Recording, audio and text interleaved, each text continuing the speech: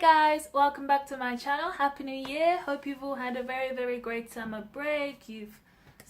Christmas break, you've had lots of food, you had some good drinks, you had a good party, and now you're ready to get back to work. Hopefully, maybe. Who knows?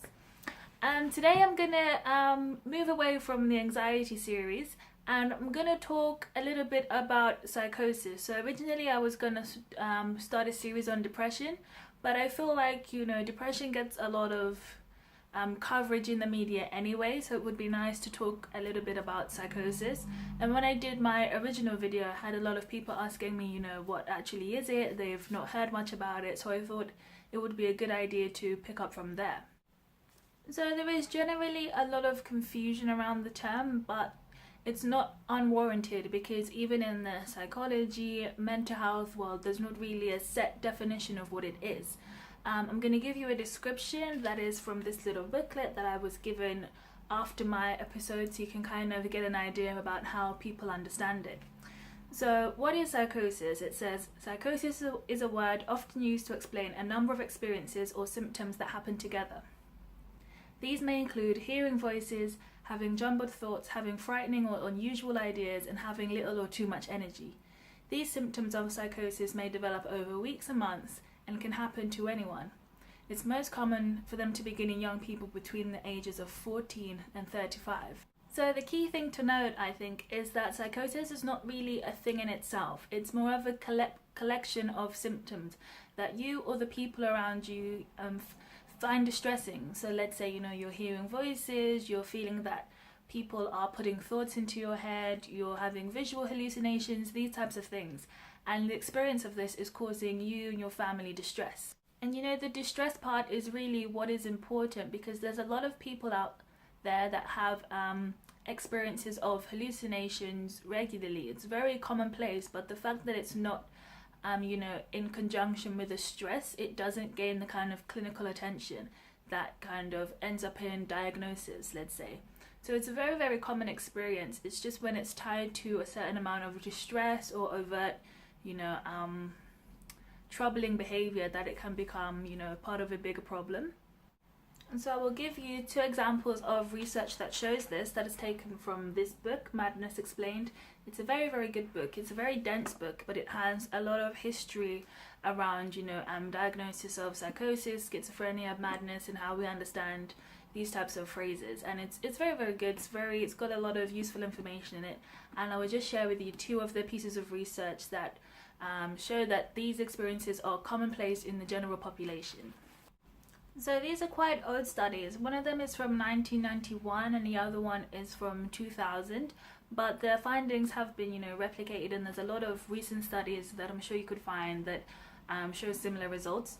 So the first one says that the United States psychologists Thomas Posey and Mary Losh, I think you would pronounce it, questioned 375 college students and found that 39% had heard a voice speaking their thoughts aloud, which is a first-rank symptom of schizophrenia. Because there is a bigger issue of whether, having students be participants in your study is really representative of your, general population in the world. The second study is from 7,000 people randomly selected from the general population of Holland. And when they took out abnormal experiences that are due to drug taking or physical illness, they found that 1.7% were found to experience true hallucinations, and 6.2% they also had true hallucinations, but they were not judged to be true because they were not clinically relevant, because they were not associated with the distress. And this is the one that I think is in the 2000. And comparable results have been found, in other places with the same kind of study. Another interesting thing that I found in this little booklet here, can you see? It says 1 in 100 people will experience psychosis. So it's not as common as, let's say, your depression or anxiety, but in terms of your general population, it's still quite common. And combine that with the research that I just shared with you, if 1 in 100 are experiencing psychosis clinically, but there are other members of the population that are just experiencing it as part of, their daily life or just part of something that they're used to, then it says a lot about what human experiences are, and it says a lot about the importance of our relationship to those experiences. You know, it says a lot about the influence of stress and the influence of being able to frame things in a non-threatening way. It isn't either, you know, a kind of singular cause for psychosis either, but there are kind of common triggers. So, you know, there are a lot of stories with trauma, abuse, drug use. These types of things can all kind of go into creating the experience of psychosis. So now I'm going to share with you the way that I've come to understand it, and the way that I've kind of developed a more positive relationship to the experience, so that I can, you know, kind of learn from it and use it as a positive personal vehicle of transformation, you know, a really meaningful experience of my life, instead of something that, you know, I want to be ashamed of and just push to the side. And so for me, the understanding that I've developed started with me trying to understand first and foremost, what is a human being, right? You study philosophy, these are the kind of questions that you end up asking yourself. So what can I say? So that was my starting place, you know, what does it mean to be a human being? And then I realized there are many different levels and dimensions to humanity that, you know, a lot of us maybe are not aware of in our common day, right? So first and foremost, we are all kind of aware of ourselves as physical beings, right? Our biology, you know, our weight, our external appearance, these types of things. And then second from that, we are aware of ourselves psychologically, emotionally, intellectually, you know, we have the ability to think, to reason, to feel, all these types of things. And I would argue personally that the feeling is an attribute of your soul. So I would say that's a dimension of knowing yourself soulfully, but you know, whatever kind of way works for you, the point is that, you know, that you can feel something, right? And on top of that as well, the other kind of awareness that you can have of yourself is spiritual awareness, right? So this is a kind of awareness that talks into, you know, who you are in relation to the world, who you are in relation to, you know, God or life or higher power, however you want to conceptualize it, of human beings, of humanity. And if you go across history into whatever culture, you will find an awareness over these different aspects of our being. So the degree of our consciousness is what kinds of determines our ability to be aware of ourselves at all of these different levels, right? So hopefully you're all kind of aware of the concept of conscious and unconscious mind in psychology, right? Your conscious mind is obviously things that you're conscious of in your daily life. So, you know, your friends, what you had for dinner yesterday, your weight, your bedroom, whatever it is, you know, anything that you're just generally conscious of in your life, right? And then in your unconscious mind, then is those things that you're not conscious of, but that form a part of you. So these can be, you know, your childhood experiences. And, you know, maybe all of the exams that you studied for like 3 years ago that you don't remember them, but the information is sitting down there somewhere in your unconscious mind. So typically our awareness of ourselves as soulful or spiritual beings lies way down deep somewhere in our unconscious mind, right? And what fills our consciousness is, you know, things like work, responsibilities, social issues, you know, what we've got to do today, these types of things, you know, because these are what is most pertinent to us, you know, in our daily lives, in, you know, creating the narratives of ourselves and our lives. We always keep in our consciousness those which we feel are most important to, you know, continuing that narrative. And as I said earlier, there is some of the common factors of psychosis is like abuse, trauma, drug use, and all of these types of things can help to kind of bring an imbalance between what your conscious and unconscious mind, right? It can bring things from the unconscious into your conscious mind, and there can be a lot of like confusion and emotional upheaval when this happens, you know, when we find things that we buried down deep, you know, in ignorance you know, when we didn't want to be mindful of it, when it hurt us too much in the past and we've buried it down, and now all of a sudden it's coming back up, it's bringing its friends, it's, you know, in a fancy suit, and it's come to torment us in our conscious lives, right? It can be a very, very unsettling experience. And so while you're having this kind of internal emotional upheaval going on, at the same time, your body, your mind, you know, your being is also trying to wrestle with the fact that you also live in the world, right? So at the same time as you've got all of this going on inside you, there's also this kind of influence from outside, that is your responsibilities, your family, your work. All of these things are also coming at you and expecting things from you while you're kind of going through this upheaval, and it kind of creates this conflict within your being, and things just kind of, you just start to it's very difficult to explain. It just kind of manifests as something, your mind kind of detaches itself and makes the whole thing into like a huge kind of story. It's kind of like a waking dream. Your brain is very, very creative, and it is a natural problem solver. So when you're experiencing all of this confusion and upheaval, it does the thing that it knows best, you know, how to do, which is try to make sense of it. And sometimes the sense that it tries to make is not sense. It's not. But, you know, that's what your brain does. It tries.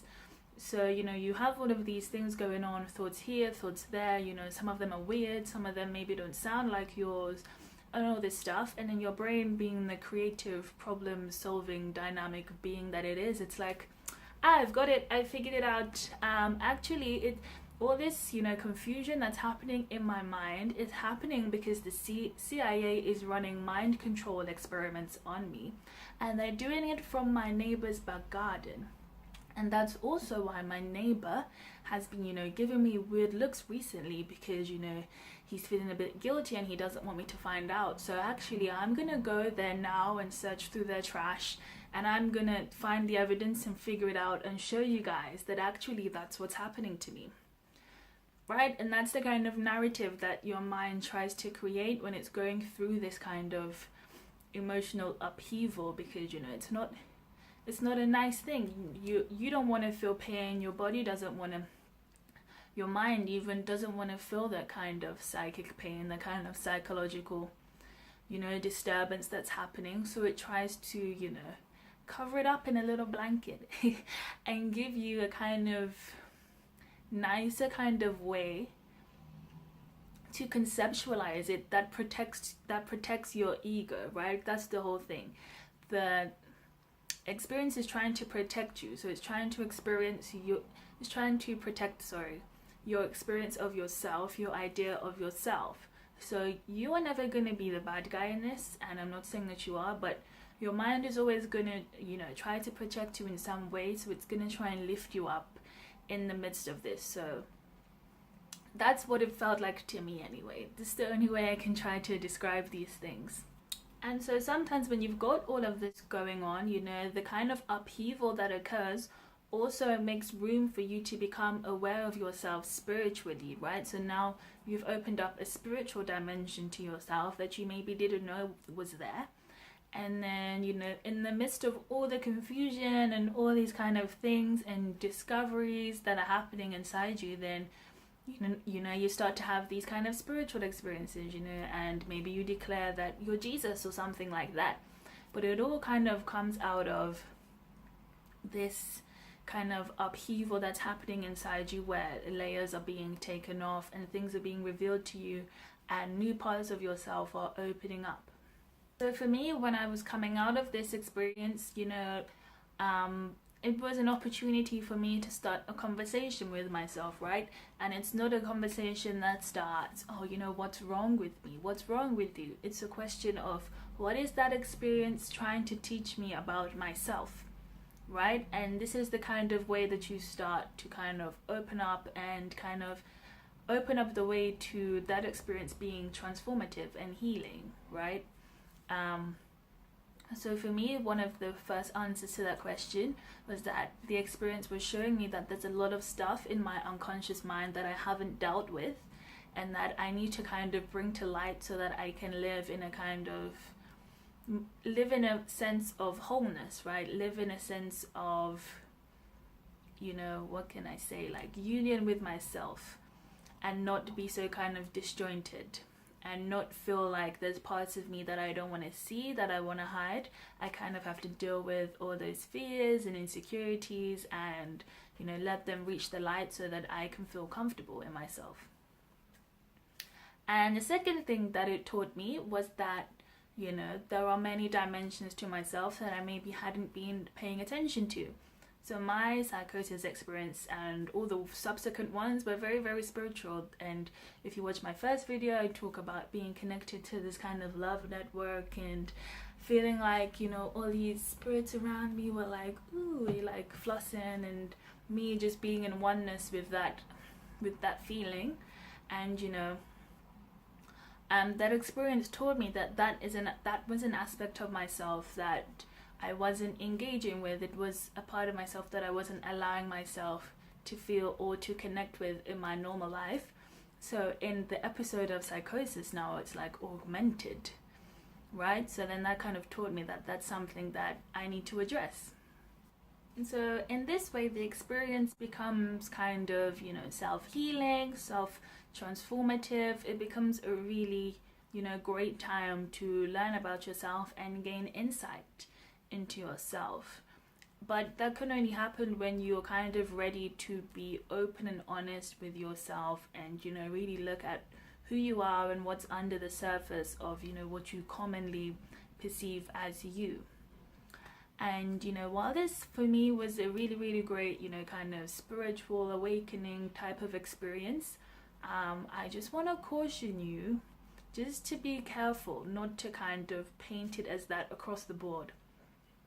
Like, I'm not saying that it isn't, but a lot of the time what I've noticed is that in kind of spiritual circles, if people have had psychosis, then it's like, oh, that's my spiritual awakening, and it was so great and fluffy, and the clouds opened up and angels were around me and everything was hunky-dory and blah blah blah blah. And they kind of forget that in a lot of it there is a lot of kind of discomfort and pain and confusion, and there is genuine delusion in there, right? So the fact that you think the CIA is running tests on you from your neighbor's living room, that's a delusion, right? But the fact that you now experience yourself as a powerful spiritual being, I would argue that's not. So it's up to you to kind of be honest with yourself about some of the things that you've experienced, and really tease out what's real from what's not, what's delusion from what isn't, and make it kind of a meaningful experience that serves you in each kind of level. Because over romanticizing it doesn't serve you. Just being honest with it and taking each experience for what it is will. And it's okay, if wherever you are in your journey, you're not kind of comfortable enough to kind of have that conversation with yourself, or you're not at the place where you can do any of those things. Like, that's totally fine. I just wanted to kind of share a kind of way that I've come to understand it that has been kind of conducive and useful to me in helping it to carry me through on this journey of life. Yeah, so hopefully this has been useful to you. I hope you've maybe learned something, that I've shared something new with you. And if you have had this kind of experience, there is an organization called the Spiritual Crisis Network that you can get in touch with, that will kind of give you advice and support and blah blah blah blah. And you can also email me on the email address that I'll put below the screen. So you can contact me through there if you want to maybe discuss something. I'll be happy to do that with you. And yeah, good luck guys for the rest of 2018. And I think the sun's gone down, which is why it looks a bit darker, even though I have got a light on somewhere in the room. But sun wins every time. So yeah, Anyway, sorry about that, but good luck guys, God bless, and have a nice week.